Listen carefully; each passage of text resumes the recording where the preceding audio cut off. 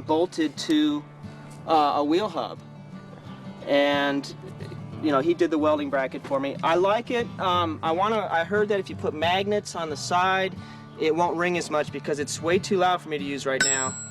It's got a big ring to it. I tried to mute that out by putting this on, but it didn't help at all, so I'm going to try some magnets on it, and then I'll start using this more. Okay, this anvil here, actually I really like right now because it's mobile. It's pretty heavy. It's filled with cement.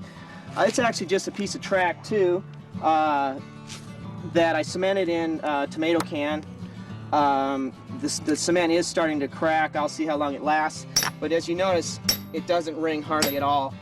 And I don't want to make my neighbors upset here with this, so I'm using this one a lot right now. I can put it wherever I want it. This is my forge. After going out to Tim's house and realizing how simple a forge could be, I realized I didn't have to spend any money at all to make a forge. Basically what I have here is 2 tin cans, soup can size, taped together, and there is a 1-inch pipe going into that can and sealed off with duct tape. And 1-inch pipe runs underground to my tweer, which is here. And what I've done is I've lined a depression in the ground with ashes and piled lava rock over it. And I like to have an exhaust on it, so I use some old chimney pipe. I can smoke hides with all the smoke that goes through, and it helps create a draft underneath. My air supply is basically just a hair dryer. That's why I did this. I can put the hair dryer in there. I tape this off so the warm air, it's cold air only. And I put that in like that and turn it on. On low is usually enough. I've really never used high unless I'm trying to clean out the tube, and it works great. What's great about learning to do this is that you can make all your own tools. My first lesson with Ty was actually just a punch. This was actually, or a chisel, and this was made out of truck coil. He showed me how to unravel the coil, and we hardened this and tempered it, and I use this all the time still. It's starting to mushroom out, but I use it all the time to cut up my leaf springs. I needed fire tools to help with the coals, for poking the coals and moving the coals around, raking the coals, so I just used rebar. Did some, decorative twists in it, and made these tools here, which I use all the time. These two really are my favorite. I don't really use this one a whole lot. I'm trying to make some tongs, which is just kind of work in progress with the rebar. We'll see how that goes. I really like Ty's tongs where you can hold the blade in there like that, and so I'm trying to make some tongs for that. These are some tongs, luckily, that I found. Need a pair of flat ones.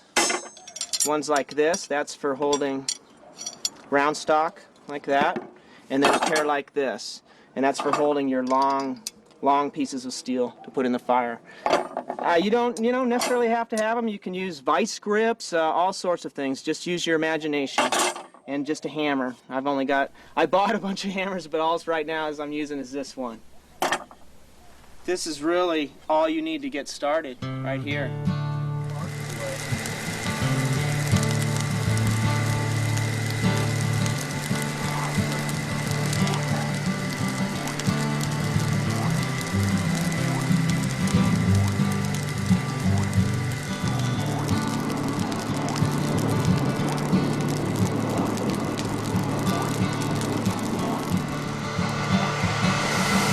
Okay, it's getting great.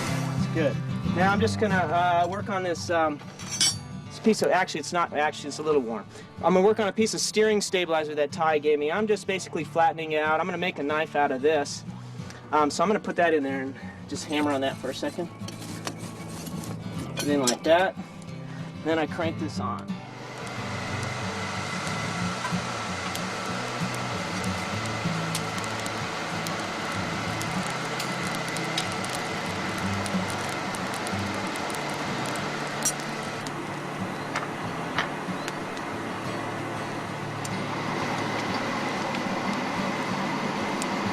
I'm just checking it for heat right now. It still needs to sit in there a little bit. As we work the metal more, it gets hotter quicker.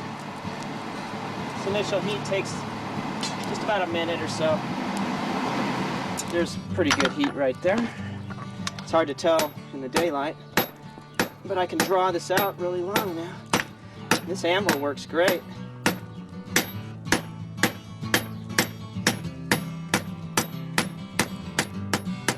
I get lighter as it gets cool. I use less heavy strokes. Here's some knives that I've been working on since I started with Thai. These two here are actually made from a railroad spike just like this that you can find all over here. I pounded out the head of it flat. I think they're cool because I could probably use this as a hammer. And did a twist, decorative twist on them. These are pretty much done except for heat treating. This one I forged, it looked just like this. I wanted to see if I could take one all the way down, 100% shiny. I've still got more work on this.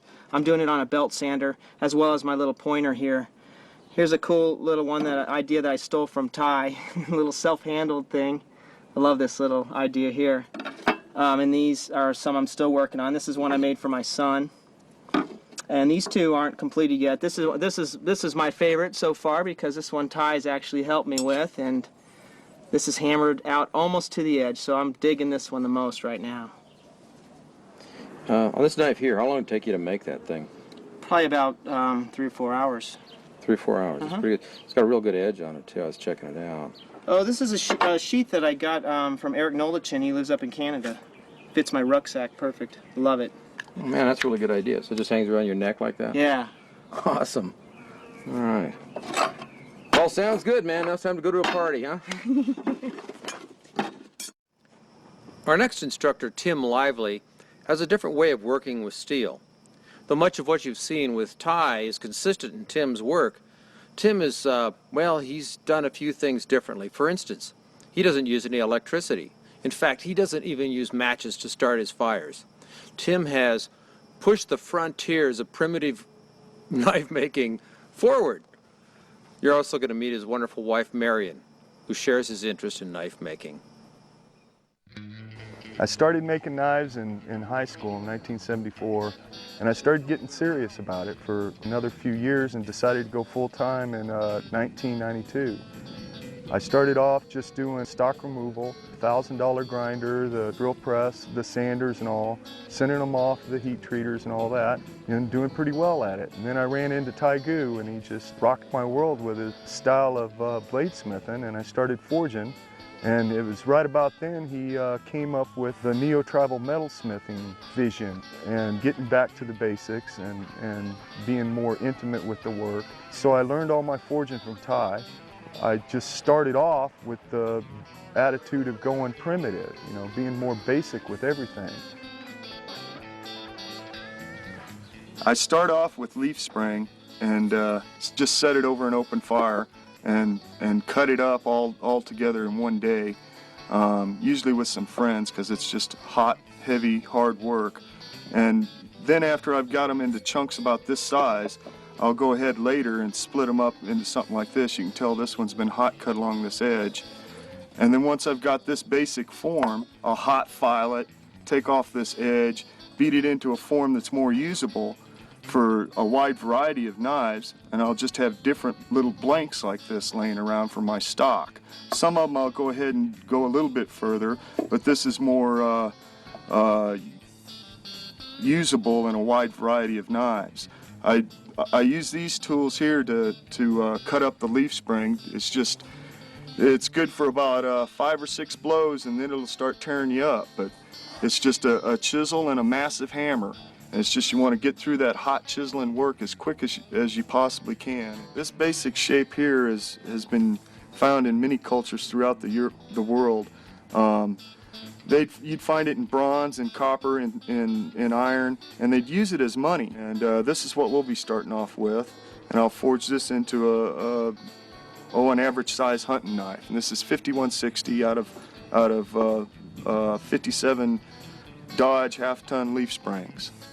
This is a basic post vise. They make them a lot fancier, a lot nicer. I picked this one up for 75 bucks, which is about the going rate. This is the back side of the Venturi. It's just stovepipes going down different reducers, choking it down, and it goosenecks into the ground. I've got a little dampener here that just controls the airflow somewhat. and it goes into a 5-inch double wall stovepipe, then goes into a 3-inch double wall stovepipe, and then eventually winds up into this pipe here, which is just a 2-inch pipe. This is a T, and this is just a nipple coming off the side. I can also put another nipple going off this way and use a full forge. Today I'll just be using this as a half forge, so I'll save on fuel consumption. The air just travels down through the venturi and pulls through here using the fire as draft. So you've got a whole flue system happening to where you don't need any kind of a power source whatsoever to keep the fire lit. The venturi's not strong enough to create a forging temperature on its own, so I've got this antique old blower here, hand crank blower, to bring the temperature up to the forging temperatures that I need. It's just wide right here underground. The venturi comes along through here, and this just taps into it in a Y section. So when the blower's being used, it's also pulling air through with the venturi, so it gives you a lot of air with little effort. Hand making my fires, mostly just for fun. The whole non-electric, non-gas, I guess I could use a match, but anyway, I use the char cloth and some old jute rope to start my fires. Pretty much just for fun, really. I don't know what kind of rock this is.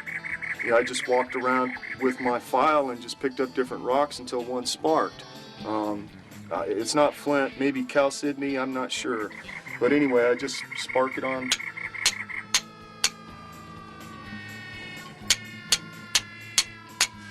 some char cloth, put some jute rope on it,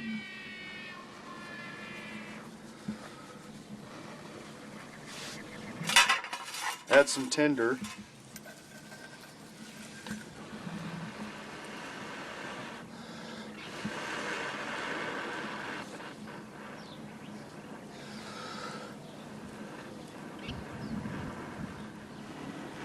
and in a week and a half,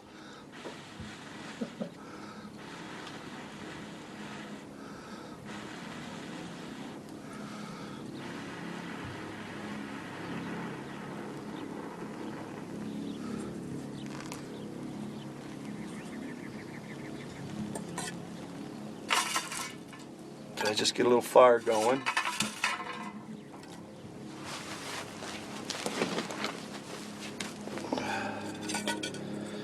And then just set it down in there. Now if you tried to stick a fire in just a hole this deep, it wouldn't do much. It'd probably just smother and go out fairly quick. The venturi right now is sucking air through it. The fire pulls what it needs out of there. There's no electricity, there's no blower going right now, but the fire's kicking right in there.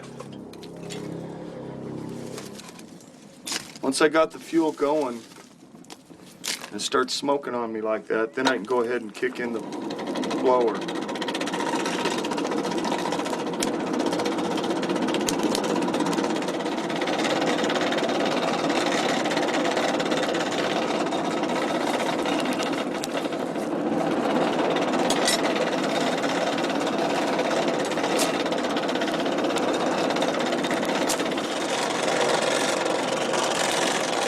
For the steel to get up to forging temperature or critical temperature.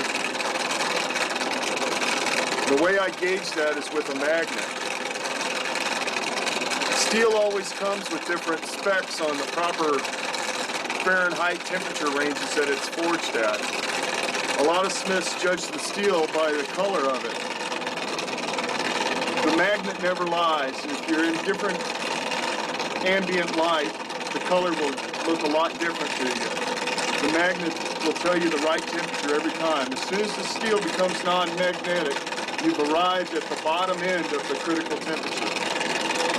This is just a broken speaker magnet in a pair of vice grips to gauge the steel on its temperature range, and this is plenty hot. See, it became non-magnetic. Up here it's still sticking. Down here it's non-magnetic. This is the proper forging range. It's usually an orangish color.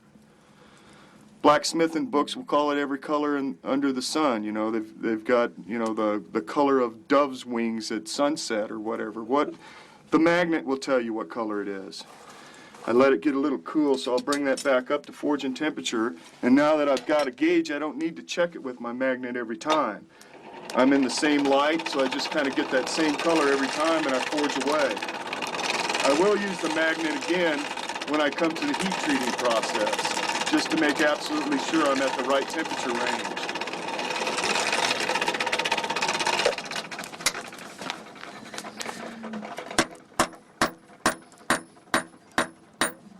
First, I beat in a small bevel line.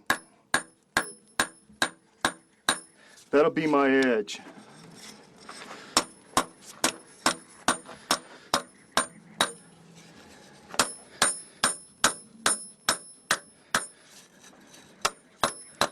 I'll taper the back a little bit just to keep that tip from shooting up in the air. Not supposed to drop it. For this next step, I get it pretty well evenly heated all the way across.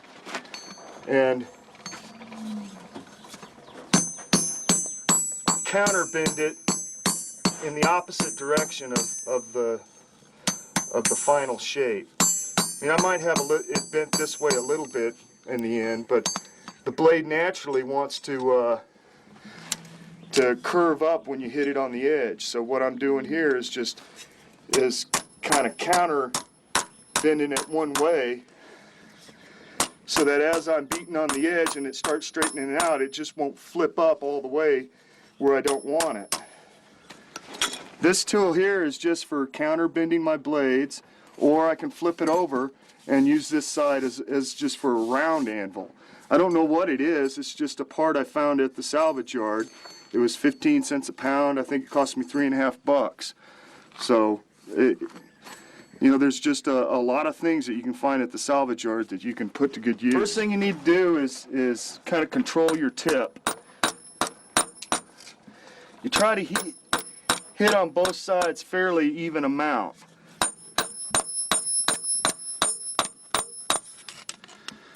And I'm starting my bevel in, leading it in.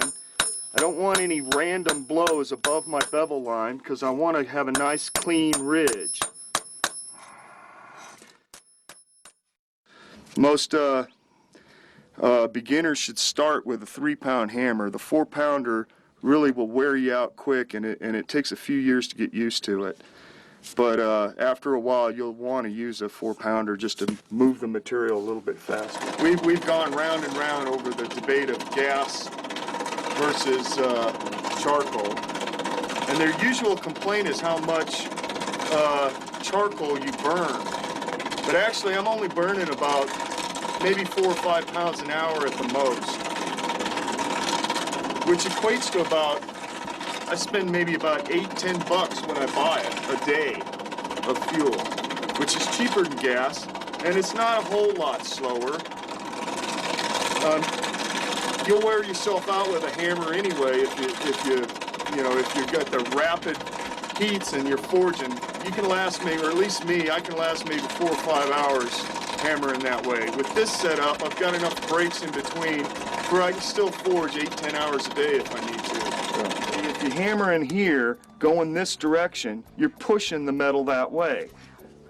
Or you can hammer towards you, and that keeps the tip pretty much in place. Notice the tip's not traveling upwards. But if I hammer towards it, it tends to want to push the tip upwards. So it's just manipulating the steel into the shape you want.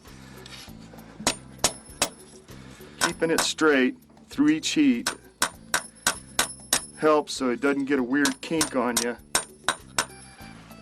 And eventually I'm going to work in a ridge. By pinching in the back a little bit and meeting it into my bevel, I'll get a nice crisp ridge going. Whereas you normally would get that in grinding.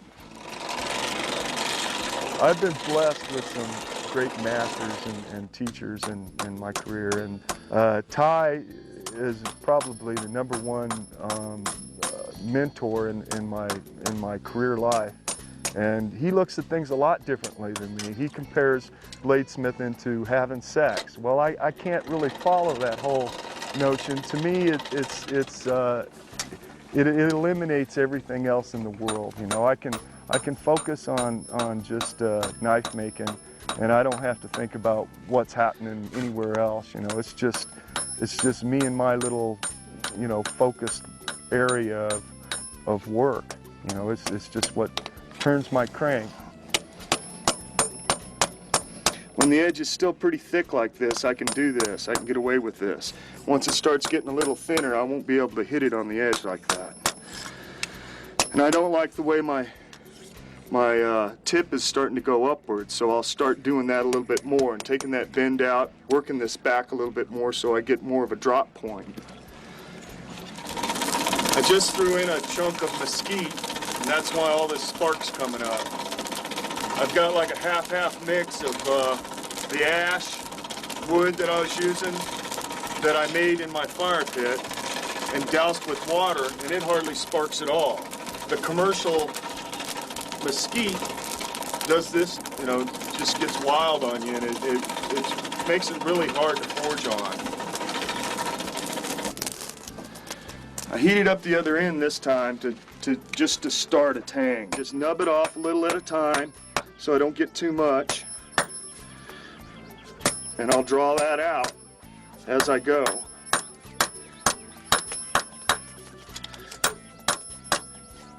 You just keep working it till you get a tang as wide, as long as you need it. Just pinch a little bit more when you need more. But you start small and then work into the blade like that. And that will dictate where your choil, where your edge starts and everything else. So you're stretching out the blade to where you like it, then stretching out your tang the way you like it, and you can kind of compromise in the middle as you go. With a lot of experience, you'll start knowing that a chunk of steel this size will equate into a 10-inch overall length hunter, which is about what this will become. It started off at about just under 7 inches, so it'll grow about 3 inches through the whole process. You can see it just takes a while, but eventually you'll get something going out there long enough. Generally, I shoot for about 4 3/4 inches long on my tang. That gives me enough to go all the way through the butt cap. What is a tang? This part here is the tang. It'll draw through and go through the handle material. It's you won't see it. It's covered up with whatever you're using, stag or wood or whatever, and it's directly behind the guard inside the handle. This would be a hidden tang. I didn't really pinch off enough on that last one, so I'll go ahead and add some more to the tang area. That's pretty easy to just make it a little bit more. No big deal. Just keep stretching it out till you need more. Pinch off some more. Just keep going. Slightly, eventually you want to wind up with about 4 1/2 inches and tapering down to the tip, so that if you're going to use a guard on it, you can it'll slide up of it. It's still pretty much the same width all the way through it, but eventually I'll have it tapered that way. It'll also taper towards the tip, it'll taper towards the edge, and then it'll have a slight taper going towards the back. So it's got all kinds of compound tapers happening, and it's all just a matter of your preference of the geometry of the blade. Neo-tribal metalsmithing it's a hard one to define. It started out as kind of a loose organization where we wanted to get back to the primitive aspects of metalsmithing and bladesmithing and steer away from just grinding everything away. We wanted to get more intimate with the work, and it seemed the easiest and most likely way to get into it is almost work in reversal. Get more primitive, start learning the old world techniques that we've basically forgotten. And it's an attitude of hand craftsmanship and the use of salvage materials and just thinking more basically and more primitively instead of solving all of our problems with a machine. Just beating steel to the shape you like it, staying at a certain temperature, and keep going till until you're happy with the shape you've got, and then you're ready for heat treatment.